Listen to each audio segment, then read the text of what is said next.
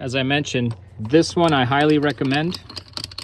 This is both a direct and port injection Ecoboost here. I believe the port injectors fire when you're like wide open throttle for additional boost and fueling. But look at this. You don't want that going back in your engine, no matter how little it is. Dump it, put it back, keep enjoying your truck. Quick update on the Raptor.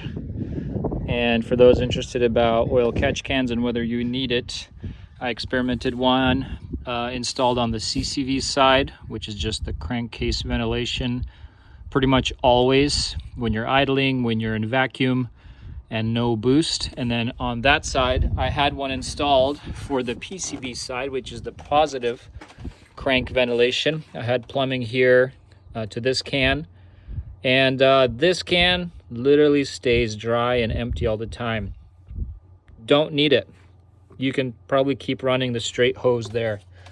But on this side, I definitely recommend either the Ford Performance Kit. They sell a nice pretty kit that you bolt up somewhere here.